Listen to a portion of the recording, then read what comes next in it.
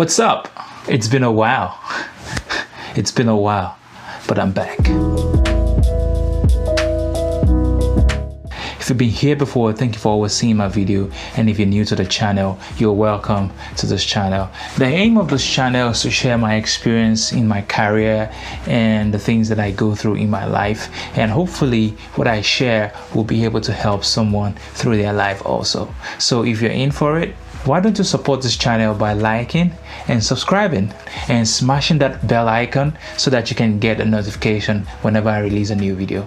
So today I've been thinking about the choices I've made in the past, and particularly when I was younger in my 20s, I used to think, what could I have done better?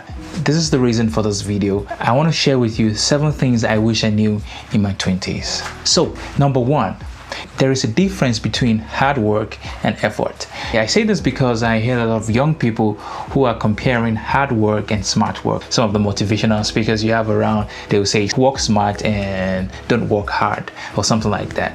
But I want to tell you that you have to understand that you have to work hard at first, and you can think about working smart later. However, the main point here is that there is an effort that goes with every level of success. There is a commensurate amount of effort that you need to succeed in whatever you do. You can decide to work hard, or you can decide to work smart, whatever that means to you, but the effort will never be reduced.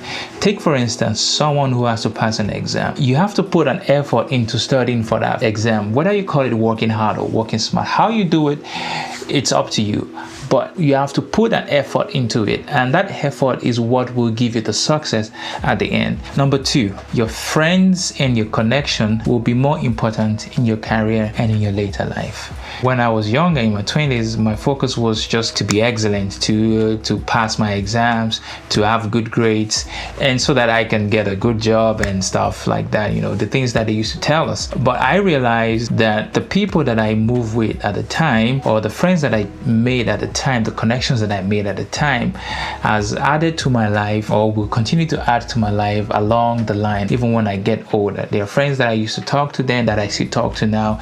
Your friends and your connection will be a support for you. They will give you the information you need at every step of the way, and they will show you how things work. When a friend has tried something and it works for them, they'll tell you do it, and you'll be able to do it. And it's not only about your intimate friends, but the group that you put yourself in, the connections that you make along the way in your career.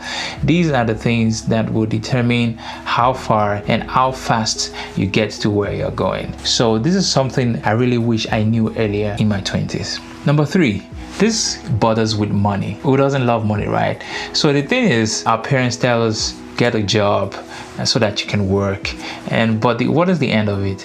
The end of it is that you can live a good life. And what does it mean to live a good life? Living a good life means that you can meet your needs. You can meet the needs of your family, you can meet the needs of the people around you, of your connections. And how do you do this? Well, money, right? So imagine if you can pay your future self. This is what I call saving. A lot of people say, saving won't make you rich or something like that.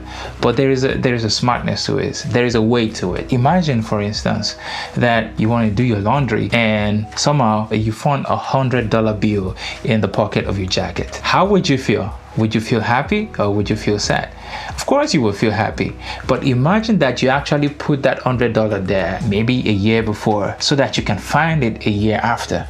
That is exactly what savings is. However, you have to think about high interest savings, because if you factor inflation into it, you might actually be having less than you have when you started saving. If you stick around to the end of this video, I'm going to tell you about 2 apps that I've been using in order to have high interest savings from 10% upwards per annum. This is mainly for people in Nigeria anyway, but stick around to the end of the video to tell you about these 2 apps. Number 4, investing should be the ultimate aim of your money. Having savings is not enough. You are paying yourself in the future. But how do you multiply your savings? How do you multiply the money that you have? Investing is a sure way to actually multiply what you have. And don't say that I don't have enough money, I don't have a lot of money.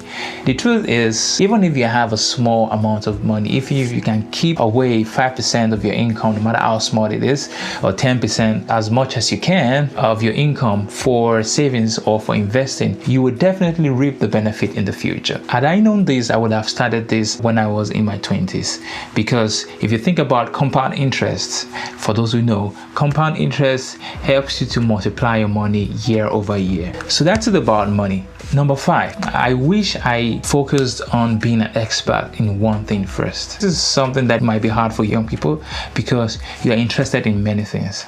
I was interested in many things when I was younger. I had so many interests. I was doing music, I was doing art, I was also studying at the same time. I was interested in many things. But I realized that if you're expert in one thing first, it helps the success of the other things you're also interested in. And there's actually this phenomenon that if people see you that you succeed in one thing, when you decide to do something else, they naturally believe that you can succeed in that thing. So if you're a young person, you should focus on succeeding in one thing first, becoming an expert in that thing, then you can use the success of that thing to move to a different one. Take for instance Bill Gates. Bill Gates is probably the second richest man in the world today. He started by building the company Microsoft. He became rich doing it, but now he's also a philanthropist in the medical space. Of course, a lot of people would think that Bill Gates knows what he's doing, but who knows if he does actually. But the truth is, the success that he has been known for over the years has surely carried over into the other things that he decides to do. Number 6, speed is not the same as progress. When I was younger, I really wish I could do things faster. I really wish I could learn something faster. So if I start learning something and it became difficult along the way, I would probably think that maybe I'm not making progress in that thing. Then I would want to shift into something else. This is an illusion of equating speed with progress.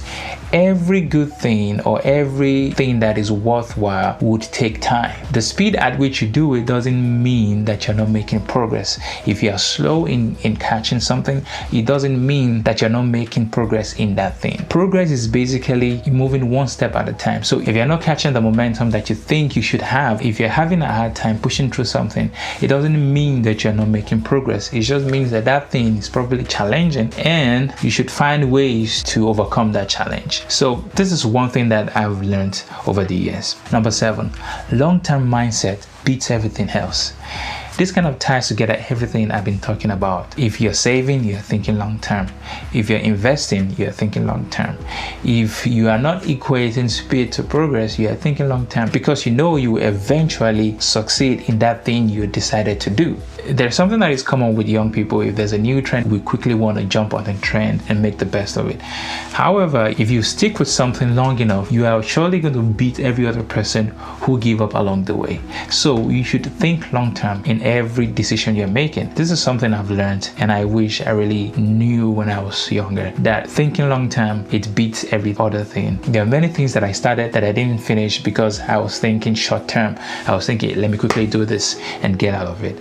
But if I was thinking long term, I would have probably not done that thing in the first place, or I would know that if I do this, then I have to stick with it till the end. Actually, I want to give you one more bonus point, which is criticism is not the same thing as disapproval. As a young person, you have ideas, you want to do something, so you share your ideas with people and they kind of criticize what you're doing. And you have to understand that if someone criticizes your idea, it doesn't mean that that idea is not good enough, or doesn't mean they disapprove that idea. And it's quite hard if you're actually getting this kind of criticism from the people that you actually respect. So it's almost easy to equate this with a disapproval of your idea. But you have to understand, you have to dissociate this. If someone criticizes your idea, it means that there's something they don't understand about that idea. There's something that you see that they cannot see. So you have to either make them understand it or you just ignore it because what you see is quite different from what they see. And it also means that maybe there are some parts of the idea that you have not really thought about and you really need to think about it and find a solution in that part of the idea. So this is one thing I've learned also over the years. People will always criticize. Well, when I was doing my PhD, this is what I deal with almost every week, because I would make a presentation, I would tell my professor and my colleagues my progress every week, and in every of those presentations there is always a criticism. I just learned to grow up with people criticizing what I do and just finding the best part of that criticism. them. So these are the things that I wish I knew when I was younger. I'm going to recommend 2 apps for people who really want to get into high interest savings and investment. And basically these are people in Nigeria. So I'm going to recommend PiggyVest. PiggyVest is an app that helps you to save easily and in an automated way. And you can earn interest from 10% per annum. As a matter of fact, there is no Nigerian bank that is giving an interest that is up to 10%. So this is something you have to key into if you want to get the best out of your savings. And also, if you feel like investing in international market, I recommend Invest Bamboo. Bamboo is an app that allows you to invest in the US stock markets and also some international stock markets. So I'm going to leave the link in the description. Make use of the links, and if you sign up with Piggy Bank using the link in my description, you're going to get 1,000 naira as a sign up bonus. So this is what I have for you today. If you like what I've shared, please like the video, share with your friends, share with other young people that you know so that they can learn from my experience. And if there's anything you want me to talk about, leave it down in the comments. I'll be sure to read all the comments and leave replies to the comments. Thank you for watching this video. See you in the next one.